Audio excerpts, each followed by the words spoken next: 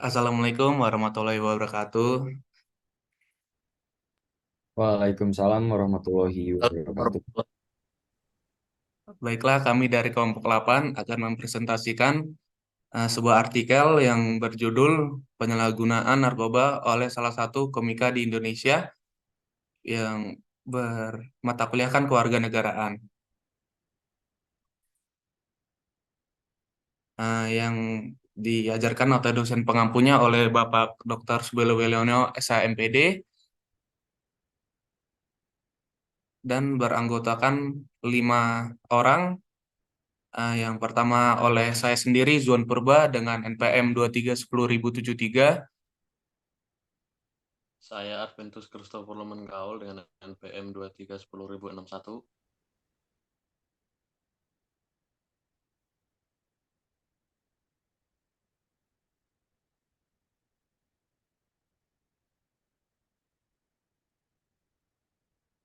Saudara Acim boleh buka.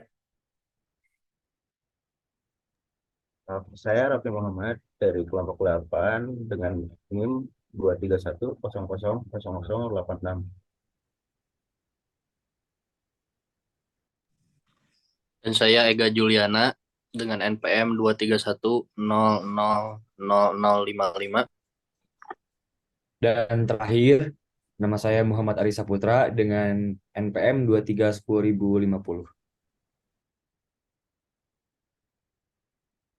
Oke, selanjutnya pendahuluan penyalahgunaan narkoba atau narkotika dan obat-obatan terlarang merupakan kasus yang semakin hari semakin meningkat, baik dalam hal kuantitas maupun kualitas.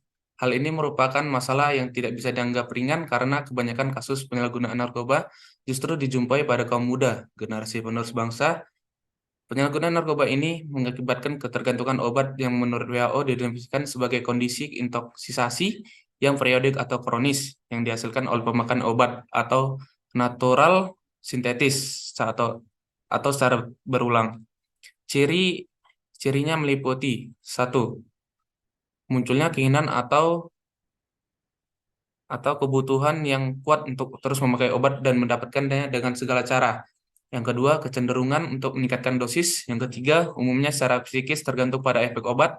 Yang keempat, efek merusak diri sendiri dan masyarakat.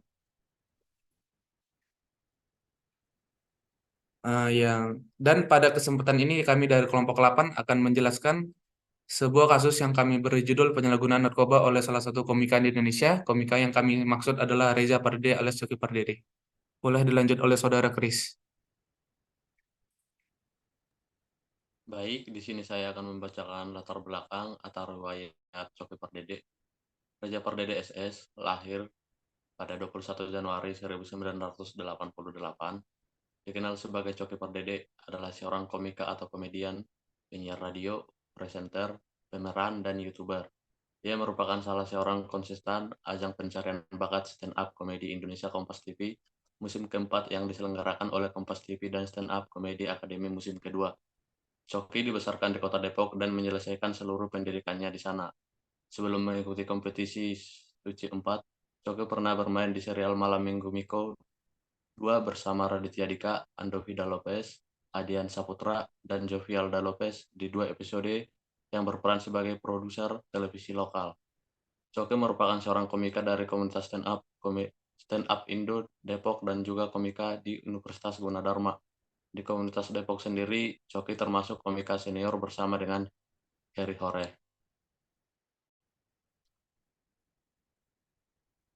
Tahun 2014, Coki mengikuti kompetisi stand up komedi Indonesia Season 4 yang diselenggarakan Kompas TV dan bertahan hingga babak 7 besar.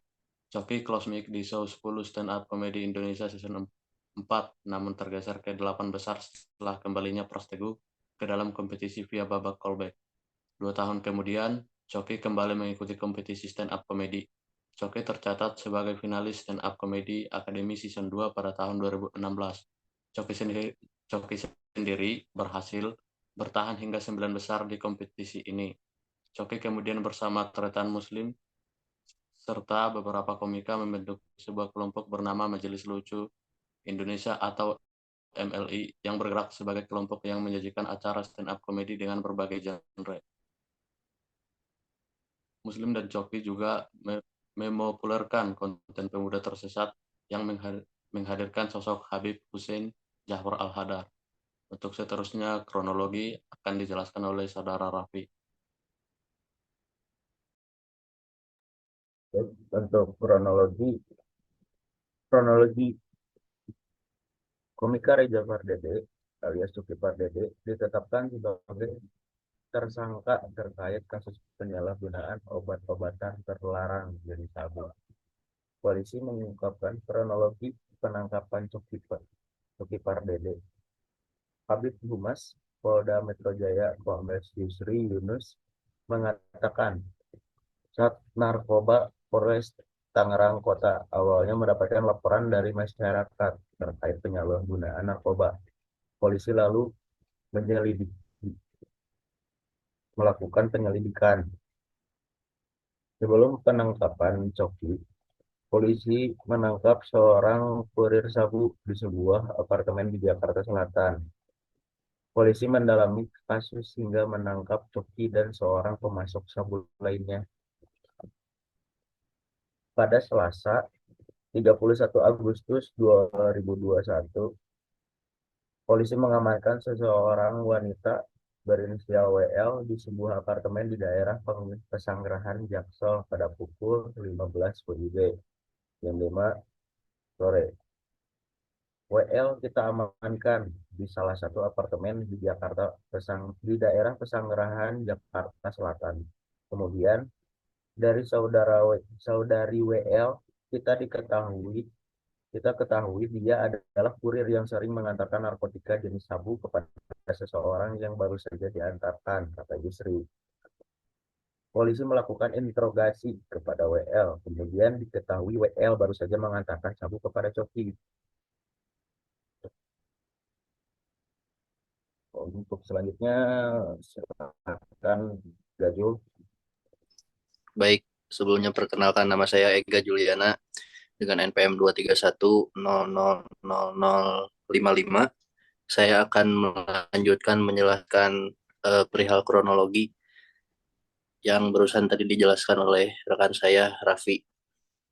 Jadi pada hari Rabu tanggal 1 September 2021, polisi menangkap Coki di rumahnya di daerah Pagedangan, Tangerang pada Rabu tanggal 1 bulan 9 malam. Kemudian, tim bergerak dan berhasil mengamankan saudara RP, dalam kurung Reza Pardede. Padanya ditemukan satu klip narkotika jenis sabu, ucap Yusri.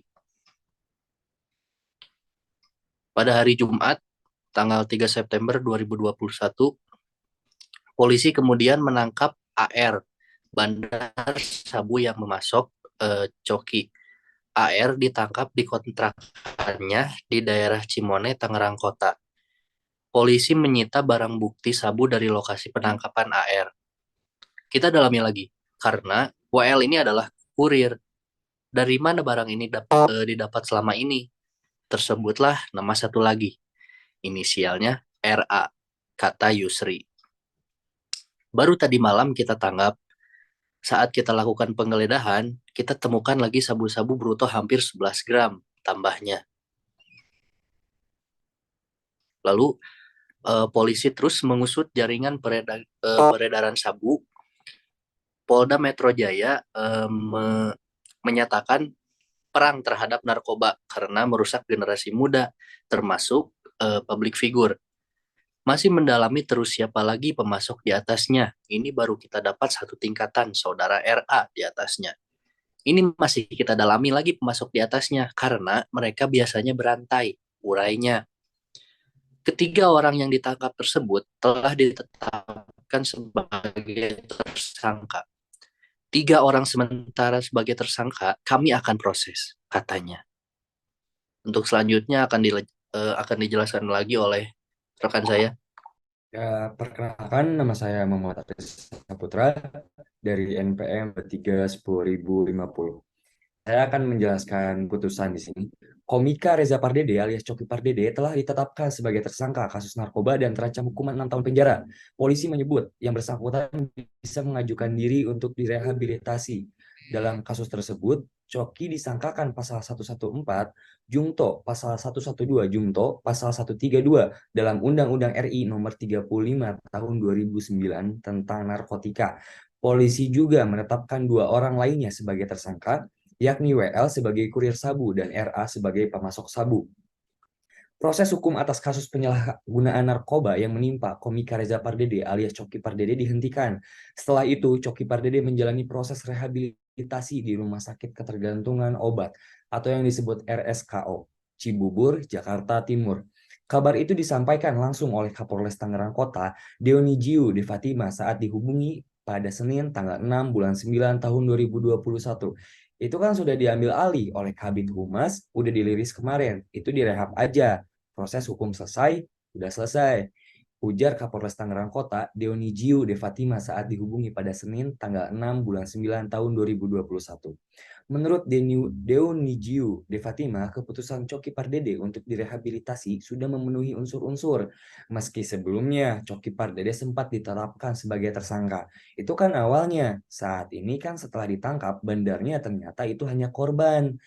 Korban itu tidak memenuhi unsur-unsur untuk dilanjutkan proses hukum, ucap Dionijiu De Fatima.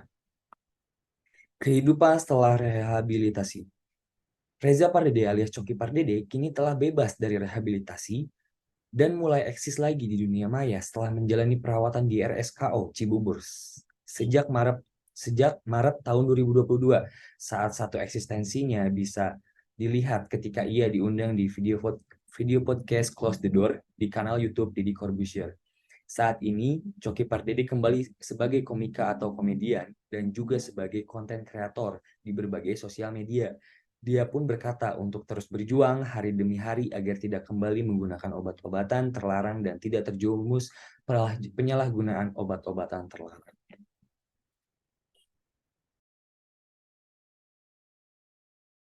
Nah, baiklah, sekian dari presentasi kami dari kelompok 8.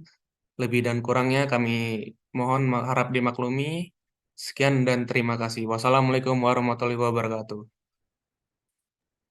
Waalaikumsalam Waalaikumsalam warahmatullahi wabarakatuh. warahmatullahi wabarakatuh.